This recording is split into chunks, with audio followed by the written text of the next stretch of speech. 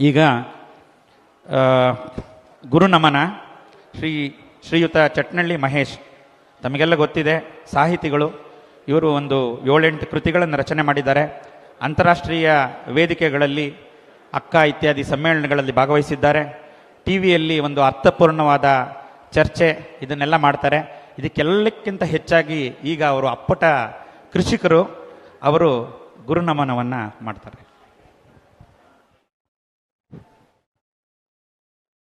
ಜಗಜ್ಜನನಿಗೆ ನಮಿಸಿ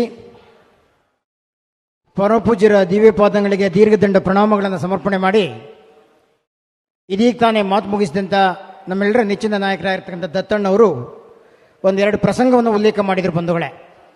ನಾನಿಲ್ಲಿ ಉಲ್ಲೇಖ ಮಾಡ್ತಾ ಇರ್ತಕ್ಕಂಥ ಪ್ರಸಂಗ ಯಾವುದಪ್ಪ ಅಂದರೆ, ನಮ್ಮದೇ ಆದಂಥ ಆಧುನಿಕವಾದಂಥ ಗ್ರಾಮ್ಯ ಭಾಷೆಯಲ್ಲಿ ಒಂದು ಯೋಗ ಒದಗಿ ಬಂದರೆ ಅದನ್ನು ಡಬ್ಬಲ್ ಧಮ್ಮಕ ಅಂತೀವಿ. ಎರಡೆರಡು ಯೋಗ ಬಂದುಬಿಟ್ರೆ ನಾನು ಡಬ್ಬಲ್ ಧಮ್ಮಕ ಅಂತೇಳಿ. ಪ್ರಾಯಶಃ ನನ್ನ ಪಾಲಿಗೆ ಇವತ್ತು ಡಬ್ಬಲ್ ಧಮ್ಕ. ಯಾಕಪ್ಪ ಅಂದರೆ, ನಿನ್ನೆಯಷ್ಟೇ ಶೃಂಗೇರಿಯ JCBM ಕಾಲೇಜಿನಲ್ಲಿ ಬದುಕಿನ ಮೌಲ್ಯಗಳ ಬಗ್ಗೆ 1 ಗಂಟೆ ಉಪನ್ಯಾಸ ನೀಡಿ ಬಂದಿದ್ದೆ. ಈಗ ಪರಮಪೂಜ್ಯ ವಿಧುಶೇಖರ ಸನ್ನಿಧಿಯಲ್ಲಿ ಮತ್ತೆ ಮಾತನಾಡ್ತಕ್ಕಂಥ ಸೌಭಾಗ್ಯ ಬಂದಿದೆ. ಅಂದರೆ ಇಂಥ ಡಬ್ಬಲ್ ಧಮ್ಕ ಸೌಭಾಗ್ಯಕ್ಕೆ ಕಾರಣೀಭೂತರಾಗಿರ್ತಕ್ಕಂಥ ಪೂಜ್ಯರ ಶ್ರೀರಕ್ಷೆ ನಿಮ್ಮೆಲ್ಲರ ಮೇಲೆ ಸದಾ ಇರಲಿ ಅಂತಕ್ಕಂಥ ಆಶಯದ ಮಾತುಗಳನ್ನು ಪ್ರಾರಂಭದಲ್ಲಿ ಹೇಳ್ತಾ, ಗುರುನಮನ ಅಂತಕ್ಕಂಥ ಒಂದು ಮಾತು ಹೇಳಿದರು ಬಂಧುಗಳೇ. ಪ್ರಾಯಶಃ ಇಡೀ ಜಗತ್ತಿನಲ್ಲಿ ಯಾವ ದರ್ಶನ ಈ ಮಾತು ಹೇಳಿದೆ ಬಿಟ್ಟಿದೆ ಗೊತ್ತಿಲ್ಲ. ಆದರೆ ಗುರುವಿನಿಂದಲೇ ಮುಕ್ತಿ ಅಂತಕ್ಕಂಥ ಸತ್ಯಕ್ಕೆ ಕಟಿಬದ್ಧವಾದಂಥ ಸಂಸ್ಕೃತಿ ನಮ್ಮ ಸನಾತನವಾದಂಥ ಸಂಸ್ಕೃತಿ ಅಂತೇಳಿ. ಋಷಿ ಸಂಸ್ಕೃತಿಯ ಮಾತನ್ನು ನೀವು ಕೇಳಿದ್ದೀರ. ಗುರುಬ್ರಹ್ಮ ಗುರು ವಿಷ್ಣು ಗುರುದೇವ ಮಹೇಶ್ವರ ಗುರು ಸಾಕ್ಷಾತ್ ಪರಬ್ರಹ್ಮ ತಸ್ಮೈ ಶ್ರೀ ಗುರುವೇ ನಮಃ ಅಂತೇಳಿ. ನೀವು ಯಾರೂ ಕೂಡ ಬ್ರಹ್ಮ ವಿಷ್ಣು ಮಹೇಶ್ವರನ್ ನೋಡಿಲ್ಲ. ಆದರೆ ಬ್ರಹ್ಮನಲ್ಲಿರ್ತಕ್ಕಂಥ ಸೃಷ್ಟಿಕರ್ತ ಕ್ರಿಯೆ ಅಂತಕ್ಕಂಥದ್ದೇನಿದೆ, ನಮ್ಮ ಒಳಗಡೆ ಇರ್ತಕ್ಕಂಥ ಅನಿಷ್ಟಗಳನ್ನು ಅಳಿಸಾಕ್ತಕ್ಕಂಥ ಲಯಕರ್ತ ಶಿವನ ಕ್ರಿಯೆ ಏನಿದೆ, ಇವೆರಡು ಸಾಧಕ ಬಾಧಕವನ್ನು ಯೋಚನೆ ಮಾಡತಕ್ಕಂಥ ಸ್ಥಿತಿಕರ್ತ ವಿಷ್ಣುವಿನ ಶಕ್ತಿ, ಈ ಮೂರೂ ಶಕ್ತಿಗಳ ಸಂಗಮ ಶಕ್ತಿ ಯಾರಾದರೂ ನಮ್ಮಿದ್ರಿಗಿದ್ರೆ ಅದು ನುಡಿದಾಡ್ತಕ್ಕಂಥ ನಮ್ಮಿ ದೇವರಾಗಿರ್ತಕ್ಕಂಥ ವಿಧುಶೇಖರ ಸ್ವಾಮಿಗಳು ಮತ್ತು ನಮ್ಮ ನಾಡಿನ ಸಂತ ಪರಂಪರೆ ಅಂತಕ್ಕಂಥದ್ದನ್ನು ಈ ಸಂದರ್ಭದಲ್ಲಿ ಅತ್ಯಂತ ಭಕ್ತಿಯಿಂದ ನಿವೇದನೆ ಮಾಡ್ಕೊಳ್ಳಿಕ್ಕೆ ಇಷ್ಟಪಡ್ತೀನಿ ಬಂಧುಗಳೇ. ಯಾಕೆ ಗುರುಮಹಿಮೆ ಅನ್ನೋದ್ರ ಬಗ್ಗೆ ಒಂದು ದೃಷ್ಟಾಂತ ಹೇಳ್ತೀನಿ ಬಂಧುಗಳೇ ನಿಮಗೆ. ಯಾಕೆ ನಿಮಗೆ ಗೊತ್ತಿದೆ, ನಿಮಗೆ ಭಾರಿ ಓದಿರ್ತಕ್ಕಂಥ ಆಧುನಿಕ ಕಾಲದ ಇಬ್ಬರು ಜ್ಞಾನಿಗಳು ಭಾರಿ ಓದಿಬಿಟ್ಟಿದ್ರು, ಸಿಕ್ಕಾಪಟ್ಟೆ ಓದಿಬಿಟ್ಟಿದ್ರು. ಓದೋರು ಪೂಜ್ಯರ ಹತ್ರ ಒಂದು ಪ್ರಶ್ನೆ ಮಾಡಿದ್ರು, ಏನು ಬುದ್ಧಿ ಎಲ್ಲದ್ರ ಬಗ್ಗೆ ಉತ್ತರ ಹೇಳ್ತೀರಾ, ನಾನು ನಿಮಗೊಂದು ಕೇಳ್ತೀನಿ, ನಮ್ಗೆ ಬೇಕು ಅಂತೇಳಿ. ಕೇಳಪ್ಪ ಏನು ಉತ್ತರ, ಏನು ಪ್ರಶ್ನೆ ಅಂದರೆ, ಏನಿಲ್ಲ, ನಾನು ಅರ್ಜೆಂಟ್ ಒಂದು ಪತ್ರ ಬರ್ದೀನಿ, ಒಂದು ಲೆಟ್ರ್ ಬರ್ದೀನಿ, ಅದು ದೇವ್ರಿಗೆ ಕಳಿಸ್ಬೇಕು, ದಯಮಾಡಿ ನೀವು ಪ್ರಕಾಂಡ ಜ್ಞಾನಿಗಳೆಲ್ಲ ದೇವ್ರ ಅಡ್ರೆಸ್ ಕೊಡಿ ಅಂತೇಳಿ. ಏನು ತಲೆರಟೆ ಅನ್ಸುತ್ತಲ್ಲ ನಮಗೆ. ಪೂಜ್ಯರು ಹೇಳ್ತಾರೆ, ಇಲ್ಲಪ್ಪ ಕೊಡ್ತೀನಿ, ಅದ್ರ ಬಗ್ಗೆ ಭಾರಿ ಹೇಳ್ತಾರೆ, ಇಲ್ಲ ಇವೆಲ್ಲ ಬೇಕಿಲ್ಲ ನಮಗೆ, ನಿಖರವಾದ ಅಡ್ರೆಸ್ ಬೇಕು ಅಂತಾರೆ. ಬರ್ಕಳಪ್ಪ ಅಂತಾರೆ. ಏನಂತ ಅಂದರೆ, god care of all living beings ಅಂತೇಳಿ. ಶಂಕರಾಚಾರ್ಯರ ವೇದಾಂತ ಗೊತ್ತಲ್ಲ ನಿಮಗೆ, ಅಹಂ ಬ್ರಹ್ಮಾಸ್ಮಿ ಅಂತಕ್ಕಂಥ ತತ್ವ ಇದೆಯಲ್ಲ, ನಮ್ಮೊಳಗಡೆ ದೇವರಿರ್ತಕ್ಕಂಥ ಸತ್ಯಕ್ಕೆ ಎಷ್ಟು ಹತ್ರ ಈ ಉದಾಹರಣೆ ಅಂದರೆ, ಬರ್ಕಳಪ್ಪ god care of all living beings ಅಂತೇಳಿ. ಇದೆಲ್ಲ ಬೇಕಿಲ್ರಿ, ನಮಗೆ ನಿಖರವಾದ ಅಡ್ರೆಸ್ ಬೇಕು, ಕರೆಕ್ಟಾಗಿ ಹೇಳ್ಬಿಡಿ, ಎಲ್ಲರೂ ಗೊತ್ತಿಲ್ಲ ಅಂದರೆ ಗೊತ್ತಿಲ್ಲ ಅಂದರೆ ಎಲ್ಲಿದಾರ ತೋರಿಸಿ ದೇವರು ಅಂತೇಳಿ. ಅಷ್ಟೆಲ್ಲ ಜೋರಾದಾಗ ಪೂಜ್ಯರು ಒಂದು ಮಾತು ಹೇಳ್ತಾನೆ, ಏನಿಲ್ಲಪ್ಪ ಯಾಕೆ ಇಷ್ಟು ಹೊಡೆದಾಡ್ತೀಯ, ಯಾಕೆ ದೇವ್ರನ್ನ ತೋರಿಸ್ಬೇಕು, ನೀನು ಇದ್ರಿಗೆ ಕೂತೀನಲ್ಲ ನಾನೇ ದೇವರು ಅಂತಾರೆ. ಇವ್ರ ಪಿತ್ತ ಮತ್ತೊಂದು ಎತ್ತಿಗೆ ಏರ್ಬಿಡುತ್ತೆ, ಏನ್ರಿ ನಾನು ದೇವ್ರ ಅಡ್ರೆಸ್ ಕೊಟ್ಟಿದ್ರೆ ನಾನೇ ದೇವರು ಅಂತೀರಾ, ಇದೆಲ್ಲ ನಾನು ಕೇಳಿದ್ದು ದೇವ್ರು ತೋರಿಸ್ಬೇಕು ಅಂದ ತಕ್ಷಣ, ಇಲ್ಲಪ್ಪ ಸಿಟ್ಟಾಗ್ಬೇಡ, ನಾನು ದೇವರು, ನನ್ನ ಇದ್ರಿಗೆ ಕೂತಿರ್ತಕ್ಕಂಥ ನೀವು ದೇವರು ಅಂತಾರೆ. ಆಗ ಅವ್ರು ಸ್ವಲ್ಪ ಸಿಟ್ಟು ಇಳಿಯುತ್ತೆ. ರೈಟ್ ಸ್ವಾಮೀಜಿ, ಹಾಗಾದರೆ ನಾನು ದೇವರು ನೀವು ದೇವರು, ಹಾಗಾದರೆ ನಮಗೂ ನಿಮಗೂ ಭಾರಿ ವ್ಯತ್ಯಾಸ ಏನಿಲ್ಲ ಅಂತಾರೆ. ಹಂಗೆ ತಿಳ್ಕೊಬಿಡಪ್ಪ, ಸಿಕ್ಕಾಪಟ್ಟೆ ವ್ಯತ್ಯಾಸ ಇದೆ. ಏನದು ವ್ಯತ್ಯಾಸ, ನನಗೆ ನಾನು ದೇವರು ಅನ್ನೋದು ಗೊತ್ತಿದೆ, ನಿಮಗೆ ನೀವು ದೇವರು ಅನ್ನೋದು ಗೊತ್ತಿಲ್ಲ ಅಂತೇಳಿ. ಬಂಧುಗಳೇ, ಈಗ ಗ್ರಹಿಸೋಣ, ನಮಗೆಲ್ಲ ಆ ಇರುವಿನ ಬಗ್ಗೆ, ಮಹಾಶಕ್ತಿಯ ಬಗ್ಗೆ ಗೊತ್ತಿಲ್ಲದೆ ಇರ್ತಕ್ಕಂಥ ನಮಗೆ ಆ ದೈವಶಕ್ತಿಯ ಬಗ್ಗೆ ಆಧ್ಯಾತ್ಮಿಕವಾದಂಥ ಸತ್ಯದ ಸಾಕ್ಷಾತ್ಕಾರ ಮಾಡಿ ಆ ಮುಖೇನವೇ ಈ ಜೀವ ಶಿವನಾಗಬೇಕು, ಈ ನರ ಹರನಾಗಬೇಕು, ಆ ಮಾನವನೇ ಮಹಾದೇವನಾಗಬೇಕು ಅಂತಕ್ಕಂಥ ಬಹುದೊಡ್ಡದಾದಂಥ ಸಂಕಲ್ಪದೊಂದಿಗೆ ವಿಜಯಯಾತ್ರೆಯನ್ನು ಮಾಡ್ತಾ ಆ ಯಾತ್ರೆ ಇವತ್ತು ನಮ್ಮ ಕಡೂರಿಗೆ ಬಂದಿದೆ ಅಂದರೆ ನಾವೆಷ್ಟು ಸುಕೃತ ಅಂತಕ್ಕಂಥದ್ದನ್ನು ಈ ಸಂದರ್ಭದಲ್ಲಿ ನಾವು ಎಲ್ಲ ಗ್ರಹಿಸಬೇಕು ಅಂತೇಳಿ. ನಾನು ಈ ಸಂದರ್ಭದಲ್ಲಿ ಅವ್ರು ಹೇಳಿದಾಗ ಆನ ಕೃಷ್ಣ ಇರ್ದು ನನ್ನ ದತ್ತಣ್ಣರಿಗೆ ಗೊತ್ತಿದೆ, ಕೇರಳದಲ್ಲಿ ಮಾಜಿ ಮುಖ್ಯಮಂತ್ರಿ ಆದವರು EMS ನಂಬೂದ್ರಿಪಾದ್ ಕೇಳಿದಿರಲ್ಲ, 2 ಸಾರಿ ಮುಖ್ಯಮಂತ್ರಿ ಆದವರು, ಪಕ್ಕಾ ಕಮ್ಯುನಿಸ್ಟ್ ಅವರು. ಪ್ರಾಯಶಃ ಶಂಕರ ಬೋಧನೆ ಮಾಡಿದಂಥ ತತ್ವ ಸಿದ್ಧಾಂತ ಜಗತ್ತಿಗೆ ಎಷ್ಟು ಮಟ್ಟಿಗೆ ಪ್ರಸ್ತುತ ಅನ್ನಲಿಕ್ಕೆ 1989 ಇಸ್ವಿನಲ್ಲಿ 1200ನೇ ಶಂಕರ ಜಯಂತಿ ಕೇರಳದಲ್ಲಾದಾಗ ಅಲ್ಲಿನ ಸ್ಮರಣ ಸಂಚಿಕೆ ಒಂದು ಲೇಖನ ಬರೀತಾರೆ EMS ನಂಬೂದ್ರಿಪಾದ್. ಏನು ಅದ್ಭುತವಾದಂಥ ಲೇಖನ ಅಂದರೆ vision of Shankara and Marxism ಅಂತೇಳಿ. ಅದೊಂದು ಕನ್ನಡಕ್ಕೆ ಅನುವಾದ ಆಗಿದೆ. ಬಂಧುಗಳೇ, ಎಷ್ಟು ಅದ್ಭುತವಾಗಿ ಬರೀತಾರೆ ಅಂದರೆ, ಪಕ್ಕಾ ಕಮ್ಯುನಿಸ್ಟರು, ನಮ್ಮ ದೇಶೀಯ ತತ್ವನಿಷ್ಠೆಗೆ ವಿರೋಧವಾಗಿದ್ದಂಥ ನಂಬೂದ್ರಿಪಾದ್ರ ಸಮೇತ ಹೇಳ್ತಾರೆ, ಇಡೀ ಜಗತ್ತಿನಲ್ಲಿ ವೇದಾಂತದ ಬಗ್ಗೆ, ಆಧ್ಯಾತ್ಮಿಕತೆಯ ಶಕ್ತಿಯ ಪರಿಚಯ ಆಗಬೇಕು ಅಂದರೆ ನಮಗಿರ್ತಕ್ಕಂಥ ಏಕಮಾತ್ರವಾದಂಥ ದಾರ್ಶನಿಕ ಅಂದರೆ ಬಹುದೊಡ್ಡ ದಾರ್ಶನಿಕ ಅಂದರೆ ಈ ನೆಲ ಕಂಡಿರ್ತಕ್ಕಂಥ ನಮ್ಮಿ ಶಂಕರಾಚಾರ್ಯರು ಅಂತಕ್ಕಂಥ ಮಾತನ್ನ EMS ನಂಬೂದ್ರಿಪಾದ್ರು ಹೇಳ್ತಾರೆ. ಅದಾದಮೇಲೆ ಬಾರ್ಬಾರಿ ಕಡೆಯಿಂದ ವೆಸ್ಟ್ ಬೆಂಗಾಲಿಂದ ಬೇಕಾದಷ್ಟು ಟೀಕೆಗಳು ಬರ್ತವೆ. ಆದರೆ ಯಾವನ್ನೂ ಕೂಡ ಲೆಕ್ಕಿಸದೆ, ಯಾವನ್ನೂ ಗ್ರಹಿಸದೆ ಆ ಶಂಕರ ಮೇರು ವಿದ್ವತ್ತನ್ನು ಒಪ್ತಾರಲ್ಲ, ಪ್ರಾಯಶಃ ಇದು ಆ ಶಂಕರ ಸಿದ್ಧಾಂತದಲ್ಲಿರ್ತಕ್ಕಂಥ ಬಹುದೊಡ್ಡದಾದಂಥ ಸತ್ಯ ಮತ್ತು ಸತ್ವ ಅಂತೇಳಿ. ಪೂಜ್ಯದ ಅನೇಕ ಸಂದರ್ಭದಲ್ಲಿ ನಮ್ಮ ಕನ್ನಡ ಅನುವಾದಗಳನ್ನ ನೋಡ್ತಿರ್ತೀವೋ, ಅದು ಸೌಂದರ್ಯ ಲಹರಿ ಅಂತಕ್ಕಂಥದ್ದು ಗೊತ್ತಿದೆ ನಿಮಗೆ. ಇಡೀ ಆ ಸ್ತ್ರೀಯ ವರ್ಣನೆ ಮಾಡ್ತಕ್ಕಂಥ ನಿಟ್ಟಿನಲ್ಲಿ ಆ ಸ್ತ್ರೀಯ ಬಗ್ಗೆ ಇರಬೇಕಾದಂಥ ಮಾತೃ ಸದೃಶವಾದಂಥ ಪ್ರೇಮ ಎಷ್ಟು ಮಟ್ಟಿಗೆ ವ್ಯಕ್ತವಾಗಿದೆ ಅಂತಕ್ಕಂಥ ನಮಗೆಲ್ಲ ಗೊತ್ತಿದೆಯಲ್ಲ. ಪ್ರಾಯಶಃ ಮಾತೃ ಪ್ರೇಮ ಎಷ್ಟು ಮಟ್ಟಿಗೆ ದೊಡ್ಡದು ಅಂತಕ್ಕಂಥದ್ದು ಇದೆಯಲ್ಲ. ನಾನು ಸುಮ್ಮನೆ ಪೂಜ್ಯರ ಸನ್ನಿಧಾನಕ್ಕೆ ಅರ್ಪಣೆ ಆಗಬೇಕು ಅಂತ ಕಾರಣಕ್ಕೋಸ್ಕರ ಹೇಳ್ತಾ ಇದ್ದೀನಿ. ಯಾವ ವಚನ ಸಾಹಿತ್ಯ ಅಂತಕ್ಕಂಥದ್ದಿದೆ ಅದು ಮೂಲನಿಷ್ಠಕ್ಕೆ ವಿರೋಧ ಹಾಗೆ ಹೀಗೆ ಅಂತೆಲ್ಲ ಮಾತಾಡ್ತಾರಲ್ಲ, ಸುಳ್ಳ್ರಿ. ಯಾವ ಶಂಕರಾಚಾರ್ಯ ಹೇಳಿದ್ದಾರೆ ಆ ತತ್ವಕ್ಕೆ ಹತ್ತಿರವಾಗಿರ್ತಕ್ಕಂಥ ಸಮೀಕರಿಸಬಹುದಂಥ ಅನೇಕ ದೃಷ್ಟಾಂತಗಳನ್ನು ನಾವು ವಚನ ಸಾಹಿತ್ಯದಲ್ಲಿ ಕೊಡ್ಲಿಕ್ಕೆ ಸಾಧ್ಯ ಇದೆ ಅಂತೇಳಿ. ಪ್ರಾಯಶಃ ನನಗನ್ಸುತ್ತೆ ಅದ್ವೈತದ ಬಗ್ಗೆ ಪ್ರಖರಜ್ಞಾನಿಯಾಗಿದ್ದಂಥ ಅಲ್ಲಮ ಪ್ರಭು ಇದ್ದಾರಲ್ಲ, ಅಲ್ಲಮ ಪ್ರಭುವಿನ ಒಂದೊಂದೇ ವಚನವನ್ನು ನಾವೇಂದ್ರ ನೋಡ್ತಾ ಹೋದರೆ ನಾನು ಅಂದ್ಕೊಂತೀನಿ ನಮಗೇನಾದರೂ ವೀರಶೈವ ಲಿಂಗಾಯತ ಬ್ರಾಹ್ಮಣ ಅಂತಕ್ಕಂಥ ಭೇದ ಒಂದು ಇಲ್ಲದೆ ಹೋಗಿದ್ರೆ ಡೆಫಿನೆಟ್ ಆಗಿ ನಮ್ಮ ಸಂಸ್ಕೃತಿ ಕಲ್ಚರ್ ಇದೆಯಲ್ಲ, ಅಲ್ಲಮ ಪ್ರಭುಗಳು ಶಂಕರಾಚಾರ್ಯರ ಮತ್ತೊಂದು ಅವತಾರ ಅಲ್ಲಮ ಪ್ರಭು ಅಂತೇಳಿ ಒಪ್ಪಿದ್ರೇನು ಅಂತೇಳಿ. ಅಷ್ಟು ಒಪ್ಪ ಮಟ್ಟಿಗೆ ಆ ಶಂಕರ ಸಿದ್ಧಾಂತ ಮತ್ತು ಆ ವಚನ ಸಿದ್ಧಾಂತದಲ್ಲಿ ಸಾಮ್ಯ ಇರ್ತಕ್ಕಂಥದ್ದು ನಾವು ಗುರುತಿಸಿದೀವಿ ಅಂತೇಳಿ. ನೀವು ಗಮನಿಸಿ, ನಿಮಗೆ ಎಷ್ಟು ಚೆನ್ನಾಗಿ ಹೇಳ್ತಾರೆ ಸೌಂದರ್ಯ ಎಲ್ಲ, ನಾನು ಹಾಗೆ ಹೇಳ್ತಾ ಇದ್ದೆ ಅಂತೇಳಿ. ಅದರಲ್ಲಿ ಮಾತೃ ಶಕ್ತಿಗೆ ಮಾತ್ರವಾದಂಥ ಒತ್ತು ಕೊಡ್ತಾರೆ ಪೂಜ್ಯರು ಅಂತೇಳಿ. ಆ ಮಾತೃ ಪ್ರೇಮಕ್ಕೆ ಒತ್ತು ಕೊಡ್ತಕ್ಕಂಥದ್ದು ಇದೆಯಲ್ಲ, ನಮ್ಮ ಹಳ್ಳಿ ಕಡೆ ಒಂದು ಆಧುನಿಕ ಕವಿ ಒಂದು ಮಾತು ಹೇಳ್ತಾನೆ, ಅದು ಸಾಧ್ಯ ನಿಜ. ಮಾತೃ ದೇವೋಭವ ಅಂತೀವಲ್ಲ, ಆ ಮಾತೃನಲ್ಲಿರ್ತಕ್ಕಂಥ ದೈವತ್ವವನ್ನು ಎಷ್ಟು ಮಟ್ಟಿಗೆ ಹೇಳ್ತಾರೆ ನಮ್ಮ ಆಧುನಿಕ ಕವಿ ಅಂದರೆ, ಓ ತಾಯಿ ನಿನ್ನ ಕಣ್ಣಂಚಿನಲ್ಲಿ ಅಡಗಿರುವ ಕಣ್ಣೀರು ಉಪ್ಪು ಕಡಲಿಗೂ ಮೇಲು.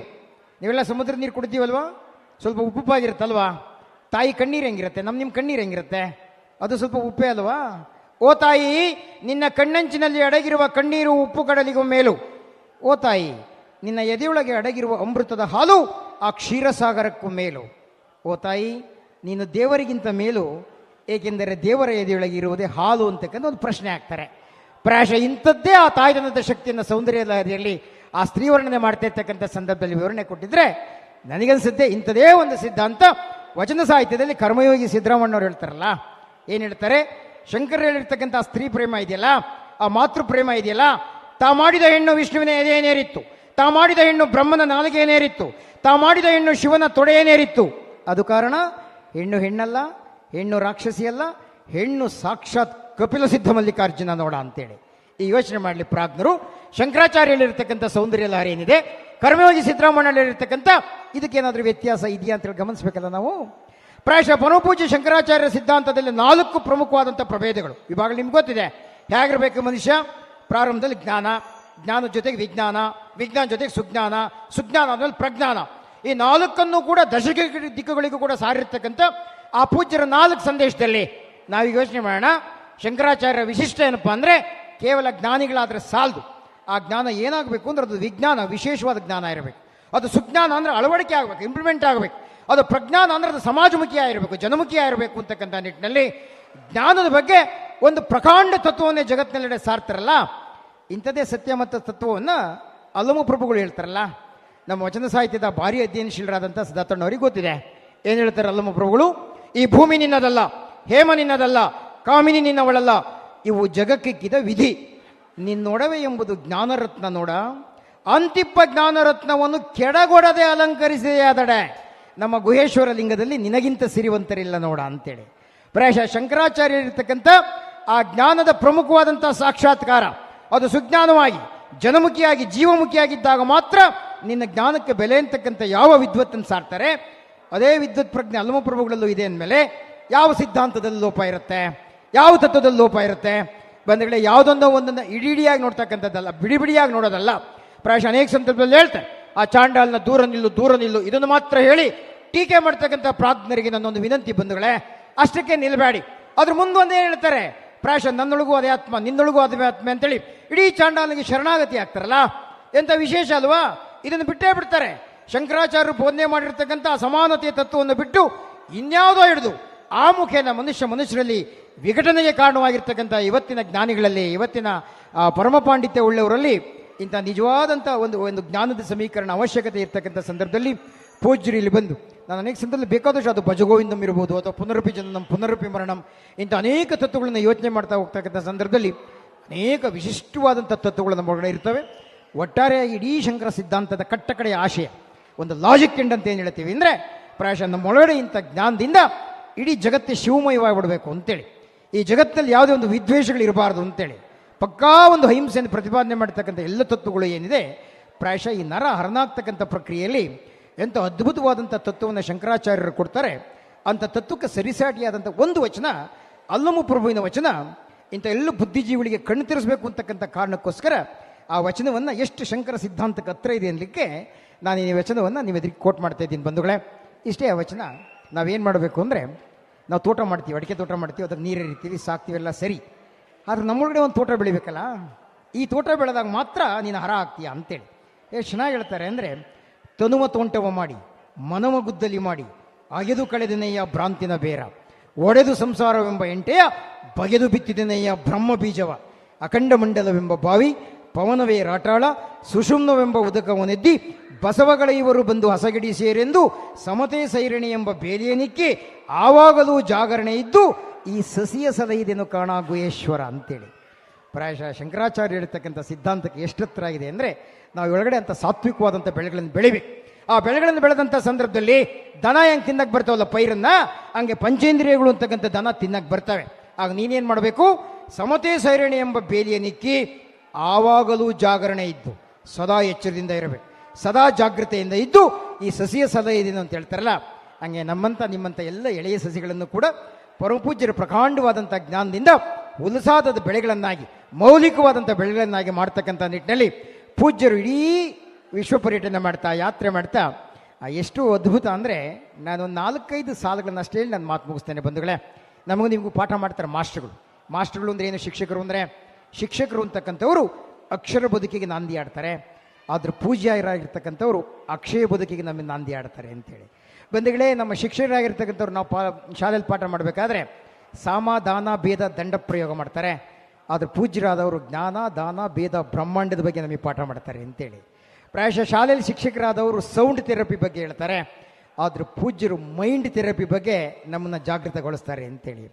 ಪ್ರಾಯಶಃ ನಮಗನ್ಸುತ್ತೆ ನಮ್ಮ ಶಾಲೆಯಲ್ಲಿ ಪಾಠದಲ್ಲಿ ಸಂವಿಧಾನದ ಬಗ್ಗೆ ವಿಧಾನದ ಬಗ್ಗೆ ಪಾಠ ಮಾಡ್ತಾರೆ, ಆದರೆ ಪೂಜ್ಯರಿದ್ದಾರಲ್ಲ ಸಂಧಾನ ಅನುಸಂಧಾನ ಸಮಾಧಾನದ ಬಗ್ಗೆ ನಮ್ಮ ಪಾಠ ಮಾಡ್ತಾರೆ ಅಂತೇಳಿ. ಪ್ರಾಯಶಃ ಶಾಲೆಯಲ್ಲಿ ಕಲಿಸ್ತಕ್ಕಂಥ ಶಿಕ್ಷಕರು ವಸ್ತುನಿಷ್ಠತೆಗೆ ಒತ್ತು ಕೊಡ್ತಾರೆ, ಆದರೂ ಪೂಜ್ಯರು ಒಂದು ರೀತಿ ಮಹತ್ವಕ್ಕೆ ಯಾವ್ದು ಕೊಡ್ತಾರೆ, ತತ್ವನಿಷ್ಠತೆಗೆ ಒತ್ತು ಕೊಡ್ತಾರೆ ಅಂತೇಳಿ. ಪ್ರಾಯಶಃ ನಮ್ಮ ಶಾಲೆಯ ಶಿಕ್ಷಕರು ಟೂರ್ ಮಾಡಿಸ್ತಾರೆ, ಆದರೂ ಪೂಜ್ಯರು ನಮಗೆ ಯಾತ್ರೆ ಮಾಡಿಸ್ತಾರೆ ಅಂತೇಳಿ. ಶಾಲಾ ಪಠ್ಯಕ್ರಮದಲ್ಲಿ ನಮಗೆ ಆಕ್ಸ್ಫರ್ಡ್ ಯೂನಿವರ್ಸಿಟಿ ಇನ್ಯಾವುದೋ ಕೇಂಬ್ರಿಡ್ಜ್ ತೋರಿಸ್ತಾರೆ, ಆದರೆ ಪೂಜ್ಯರಾದವರು ನಮಗೆ ಶೃಂಗೇರಿ ತೋರಿಸ್ತಾರೆ, ಶ್ರವಣಬೆಳಗೊಳ ತೋರಿಸ್ತಾರೆ, ಹರಿದ್ವಾರ ತೋರಿಸ್ತಾರೆ ಅಂತೇಳಿ. ಪ್ರಾಯಶಃ ಇಂಥ ಒಂದು ಅವಿಚ್ಛಿನ್ನವಾದಂಥ ಪೂಜ್ಯ ಪರಂಪರೆಯಿಂದ ಹೊಂದಿರತಕ್ಕಂಥ ನಾಡು ನಿಜಕ್ಕೂ ಕೂಡ ಅದೆಷ್ಟು ಧನ್ಯ ಅಂತಕ್ಕಂಥದ್ದು ನಾವೇನು ನಿಮಗೆ ಒಂದು ಪ್ರೌಡ್ ಫೀಲ್ ಅಂತೀವಲ್ಲ, ತುಂಬ ಖುಷಿ ಪಡ್ಬೋದಾದ ಸಂಗತಿಯಿಂದಲಿಕ್ಕೆ ಇಂಥ ಒಂದು ಸಂಗತಿಗಳೇ ಕಾರಣ ಅಂತಕ್ಕಂಥ ಮಾತನ್ನು ಹೇಳ್ತಾ, ಇಂಥ ವಿಜಯ ಯಾತ್ರೆ ಮಾಡೋ ಮುಖೇನ ಎಲ್ಲರನ್ನೂ ಕೂಡ ಪ್ರಾಯಶಃ ಸಮಾನತೆಯ ತತ್ವ ಅಂತಕ್ಕಂಥದ್ದನ್ನು ಎಷ್ಟು ಮಟ್ಟಿಗೆ ಪ್ರತಿಪಾದನೆ ಮಾಡ್ತಾ ಇದ್ದಾರೆ ಅನ್ನೋಕ್ಕೆ ಒಂದು ನೈಜ ನಿದರ್ಶನ ಕೊಡ್ತೀನಿ. ಪ್ರಾಯಶಃ ಅನೇಕ ಜನಕ್ಕೆ ಗೊತ್ತಿಲ್ಲ, ಅದು ಪೇಪರಲ್ಲಿ ಬಂದಿದೆಯೋ ಇಲ್ಲೋ, ನೀವು ಯಾರು ಓದಿದಿರೋ ಇಲ್ಲೋ ಗೊತ್ತಿಲ್ಲ. ಶೃಂಗೇರಿಯ ಶಂಕರ ಮಠದ ಪೂಜ್ಯರು ತೋರಿಸ್ತಾ ಇರ್ತಕ್ಕಂಥ ಮಾನವೀಯ ಗುಣ ಅಂತಕ್ಕಂಥದ್ದು ಇದೆಯಲ್ಲ, ಅದು ಹೇಗಿದೆ ಅನ್ನಲಿಕ್ಕೆ ನನ್ನ ಸನ್ಮಿತ್ರ ಒಬ್ಬ, ನನ್ನ ಗೆಳೆಯ ಒಬ್ಬ, ಎಲ್ರಿಗೂ ಸಲ್ಲಬೇಕು. ಈ ತತ್ವ ಅಂತಕ್ಕಂಥದ್ದು, ಬದುಕು ಅಂತಕ್ಕಂಥದ್ದು ಎಲ್ರಿಗೂ ಕೂಡ ಸಮ ಪ್ರಮಾಣದಲ್ಲಿ ಹಂಚಿಕೆ ಆಗಬೇಕು, ಸಮ ಪ್ರಮಾಣದಲ್ಲಿ ಆ ಜ್ಞಾನದ ಹಂಚಿಕೆ ಆಗಬೇಕು. ಎಲ್ಲರೂ ಕೂಡ ಸಮ ಅಂತಕ್ಕಂಥ ತತ್ವಕ್ಕೆ ಒಂದು ಪರಮೋಚ್ಚ ಎಕ್ಸಾಂಪಲ್, ಒಂದು ಉದಾಹರಣೆ ಅಂದರೆ ಚಿತ್ರದುರ್ಗದಲ್ಲಿ ಬೋವಿ ಜನಾಂಗದವ್ರದ್ದು ಒಂದು ಸಾಮೂಹಿಕ ಮದುವೆ ಆಯಿತು. ಕೊಲ್ಲಾಬೋವಿ ಅಂತೇಳಿ ಜಿಲ್ಲಾ ಬೋವಿ ಜನಾಂಗದ ಅಧ್ಯಕ್ಷ ನನ್ನ ಸ್ನೇಹಿತ ಇದ್ದಾನೆ ಬಾಲಣ್ಣ, ಅವ್ರ ಮನೆ ಹೇಳ್ತಾ ಇತ್ತು. ಪ್ರಾಯಶಃ 1008 ಜೋಡಿಗಳನ್ನು ಮದುವೆ ಮಾಡಿದ್ದಾರೆ. ಆ ಜೋಡಿ ಬೇಕಾದಂಥ ಮಾಂಗಲ್ಯ ಧಾರಣೆಯನ್ನು ಪರಮಪೂಜ್ಯ ಧರ್ಮಸ್ಥಳದ ಹೆಗ್ಡೆಯವರು ಕೊಟ್ಟಿದ್ದಾರೆ. ಅದಕ್ಕೆ ಬೇಕಾದಂಥ ಮಿಕ್ಕೆಲ್ಲ ಸಹಾಯ ಇದೆಯಲ್ಲ, ಆ ಸಹಾಯವನ್ನು ಆ ಬೋವಿ ಜನಾಂಗದ ಸಾಮೂಹಿಕ ಮದುವೆಗೆ ಅನುಗ್ರಹ ಮಾಡಿದ್ದು, ಕರುಣಿಸಿದ್ದಿದೆಯಲ್ಲ, ಅದು ನಮ್ಮ ಶೃಂಗೇರಿಯ ಶಂಕರಪೇಟ ಶಂಕರಮಠ ಅಂತಕ್ಕಂಥದ್ದನ್ನು ಅಭಿಮಾನದಿಂದ ಹೇಳ್ತಾರೆ. ಅಂದರೆ ಎಂತೆಂಥ ಪ್ರಚಲಿತವಾದಂಥ ಸಂಗತಿಗಳು ನಮ್ಮ ಕಣ್ಣೆದುರಿಗಿದ್ದೇವೆ ಅಂತಕ್ಕಂಥದ್ದನ್ನು ನಾವು ನೀವೆಲ್ಲ ಗ್ರಹಿಸಬೇಕು ಅಂತಕ್ಕಂಥ ಆಶಯದ ಮಾತುಗಳನ್ನು ಹೇಳಿ, ಖಚಿತವಾಗಿ ನನ್ನೊಂದು ರಸಗಳಿಗೆ ಅಂತೇಳಿ, ನನ್ನ ಸುಯೋಗ ಅಂತೇಳಿ ನಾನು ಇದನ್ನು ಬಯಸ್ತೀನಿ ಅಂತೇಳಿ, ಪ್ರಾಯಶಃ ಶೃಂಗೇರಿಯ ಶಂಕರ ಮಠದಲ್ಲಿ ಬಸವ ಸಿದ್ಧಾಂತದ ಬಗ್ಗೆ, ಅಲಮನ ಸಿದ್ಧಾಂತದ ಬಗ್ಗೆ ನನ್ನ ಪ್ರವಚನ ಆಗಬೇಕು. ಹಾಗೆ ಸಿದ್ಧಗಂಗಾ ಮಠದಲ್ಲಿ, ಸುತ್ತೂರು ಮಠದಲ್ಲಿ, ನಮ್ಮ ಯಾವ ವೀರಶೈವ ಮಠಗಳಲ್ಲೂ ಕೂಡ ಶಂಕರ ಸಿದ್ಧಾಂತದ ಪ್ರತಿಪಾದನೆ ಆಗಬೇಕು, ಅದ್ರ ಬಗ್ಗೆ ಪ್ರವಚನ ನಡೀಬೇಕು ಅಂತೇಳಿ. ಇದನ್ನು ನಿಜವಾದಂಥ ಸಾಂಸ್ಕೃತಿಕ ವಿನಿಮಯ ಅಂತಾರೆ, ನಿಜವಾದಂಥ ಧಾರ್ಮಿಕ ವಿನಿಮಯ ಅಂತಾರೆ. ಅಂಥ ವಿನಿಮಯ ಆದಾಗ ಮಾತ್ರ ಬದುಕುವಂಥದ್ದು ನಿಜವಾಗ ಕೂಡ ಅದ್ಭುತವಾದಂಥ ಬದುಕಾಗುತ್ತೆ ಅಂತಕ್ಕಂಥ ಆಶಯದ ಮಾತುಗಳನ್ನು ಈ ಸಂದರ್ಭದಲ್ಲಿ ಹೇಳ್ತಾ, ಇಷ್ಟೇ ಕಡೆಯ ತತ್ವ ನಮ್ಮ ಕಾವ್ಯಾನಂದ್ರ ಕವನೊಂದು ಮುಗಿಸ್ತಾ ಇದ್ದೇನೆ. ನೋಡಿ, ಯಾವುದೋ ಭಗವಂತ ನಮಗೊಂದು ಪ್ರೇರಣೆ ಕೊಟ್ಟಿದ್ದೇನೆ. ಪೂಜ್ಯರಿಗೆ ಪೂಜ್ಯರ ಸ್ಥಾನಮಾನ, ಇನ್ನೊಬ್ಬರಿಗೆ ಪತ್ರಕರ್ತರ ಸ್ಥಾನಮಾನ, ಉಪನ್ಯಾಸಕರ ಸ್ಥಾನಮಾನ, ಪುರೋಹಿತರ ಸ್ಥಾನಮಾನ, ಅಡುಗೆ ಮಾಡ್ತಕ್ಕಂಥ ಎಲ್ಲ ಒಂದು ಕೊಟ್ಟಿದ್ದಾನಲ್ಲ. ಅದನ್ನು ನಿಷ್ಠೆಯಿಂದ ಭಗವಂತ ಮೆಚ್ಚಂಗೆ ಮಾಡಿಬಿಟ್ರೆ ಅದಕ್ಕಿಂತ ದೊಡ್ಡ ಒಂದು ದೇವಿ ಪೂಜೆ ಮತ್ತೊಂದಿಲ್ಲ ಅಂತೇಳಿ ಅದು ನಾವು ನೀವೆಲ್ಲ ಮಾಡೋಣ. ನಮ್ಗೆ ಇಂಥದೇ ಬೇಕು ಅಂತ ಇರಬಾರ್ದು. ಇಲ್ಲಪ್ಪ ನಾನು DC ಆಯ್ತು ಹಿಂಗೆ ಮಾಡ್ತಿದ್ದೆ, ಮಂತ್ರಿ ಆಯ್ತು ಹಿಂಗೆ ಮಾಡ್ತಿದ್ದೆ, ನಾನು ಗುರುಗಳಾಯ್ತು ಹಿಂಗೆ ಇಲ್ಲ. ಅದು ಭಗವಂತನ ಅನುಗ್ರಹದಿಂದ ಏನಾಗಬೇಕು ಆಗಿದೆಯಾ, ಆಗಿರ್ತಕ್ಕಂಥ ಸ್ಥಾನಕ್ಕೆ ನಿನ್ನ ಕೈಂಕರ್ಯದಿಂದ, ನಿನ್ನ ಸೇವಾ ನಿಷ್ಠೆಯಿಂದ, ನಿನ್ನ ಕಾಯಕದಿಂದ ಮಹತ್ವ ಬರಬೇಕು. ಹಂಗೆ ಮಾಡಿಬಿಡು, ಆಗ ನೀನೇ ಜೀವನ ಅಂತೇಳಿ ಅದನ್ನೇ ನಮ್ಮ ಕವಿ ಹೇಳ್ತಾರೆ. ಪಂಚಕೋಟಿ ಕನ್ನಡಿಗರ ನರಕುಲ ನಾಟಕದಲ್ಲಿ ನನಗೆ ಇಂಥದೇ ಪಾತ್ರ ಬೇಕೆಂದು ಹಠ ಹಿಡಿಯಲಾರೆ ತಂದೆ. ನನ್ನ ಪಾತ್ರ ಯಾವುದೆಂದು ನಿರ್ಧರಿಸುವ ನೀನು ತಂದೆ. ರಂಗದ ಮೇಲಿನ ಪಾತ್ರ, ರಂಗದ ಹಿಂದಿನ ಪಾತ್ರ, ಪರದೆ ಬಿಡುವ ಪಾತ್ರ, ಪರದೆ ಎಳೆಯುವ ಪಾತ್ರ, ಕಸ ಗುಡಿಸುವ ಪಾತ್ರ, ಕರಪತ್ರ ಹಂಚುವ ಪಾತ್ರ. ಯಾವ ಪಾತ್ರವಾದರೂ ಸರಿಯೇ, ನಾನು ನಿಮ್ಮ ಕೃಪೆಗೆ ಪಾತ್ರನಾದರೆ ನಾ ಧನ್ಯ ಕಾಣ ಸ್ವತಂತ್ರ ಧೀರ ಸಿದ್ದೇಶ್ವರ ಅಂತೇಳಿ ಪ್ರಾಯಶಃ ಇವತ್ತಿನ ಈ ಸಮಾಗಮದಲ್ಲಿ ನಾವೆಲ್ಲ ಆ ಪೂಜ್ಯರ ಕೃಪೆಗೆ ಪಾತ್ರ ಆಗಿರ್ತಕ್ಕಂಥದ್ದು ನಮ್ಮ ನಿಮ್ಮ ಪುಣ್ಯ ಅಂತಕ್ಕಂಥ ಆಶಯದ ಮಾತುಗಳನ್ನು ಹೇಳಿ, ನಿರಂತರವಾದಂಥ ಆ ಗುರು ಕಾರುಣ್ಯ ಅಂತಕ್ಕಂಥದ್ದು ನಮ್ಮ ನಿಮ್ಮ ಮೇಲೆ ಇರಲಿ ಅಂತಕ್ಕಂಥ ಒಂದು ನಿವೇದನೆಯನ್ನು ಕೂಡ ಪೂಜ್ಯರ ಬಳಿ ಮಾಡಿಕೊಡ್ತಾ, ಇಂಥ ಅದ್ಭುತವಾದಂಥ ರಸಗಳಿಗೆಯನ್ನು ಅವಕಾಶ ಮಾಡಿಕೊಟ್ಟಂಥ ಈ ಕಾರ್ಯಕ್ರಮದ ವ್ಯವಸ್ಥಾಪಕ ಸಮಿತಿಯವರಿಗೂ ಕೂಡ ನನ್ನ ಮನದಾಳದ ಅಭಿವಂದನೆಗಳನ್ನು ತಿಳಿಸ್ತಾ ಮತ್ತೊಮ್ಮೆ ಪೂಜ್ಯರ ಪಾದಗಳಿಗೆ ಪ್ರಣಾಮಗಳನ್ನು ಸಮರ್ಪಣೆ ಮಾಡಿ ನನ್ನ ಮಾತಿ ಮಂಗಳಾಡ್ತೇನೆ. ಶರಣು. ವಿಶೇಷವಾಗಿ ಇವತ್ತಿನ ದಿವಸ ತಮ್ಮ ಭಾಷಣದಲ್ಲಿ ತುಂಬ ವಿಷಯಗಳನ್ನು ಶಂಕರ ಭಗವತ್ಪಾದಾಚಾರ್ಯರು ಮಾಡಿದಂತಹ ಉಪದೇಶಗಳು ಮತ್ತು ತದನಂತರ ಕಾಲದಲ್ಲಿ ಬಂದಂತಹ ಮಹಾಪುರುಷರು ಅವರುಗಳು ಮಾಡಿದಂತಹ ಉಪದೇಶಗಳು, ಆ ಯಾವ ವಿಚಾರಗಳನ್ನು ಹೇಳಿದ್ದಾರೋ ಅಂತಹ ವಿಚಾರಗಳನ್ನು ಹೇಳಿರ್ತಕ್ಕಂಥವರು ಮಹೇಶ್ ಅವರಿಗೂ ಸಹ ಸಾಹಿತಿಗಳು, ಅವರಿಗೂ ನಾವು ನಾರಾಯಣ ಸ್ಮರಣಪೂರ್ವಕವಾಗಿ ಆಶೀರ್ವಾದಗಳನ್ನು ಮಾಡ್ತಾ ಮತ್ತೊಮ್ಮೆ ಎಲ್ಲರಿಗೂ ಆಶೀರ್ವಾದಗಳನ್ನು ತಿಳಿಸ್ತಾ ಈ ಮಾತುಗಳನ್ನು ಇಲ್ಲಿ ಮುಕ್ತಾಯ ಮಾಡುತ್ತೇವೆ. ಹರ ನಮಃ ಪಾರ್ವತೀಪತಯೇ ಹರ ಹರ ಮಹಾದೇವ.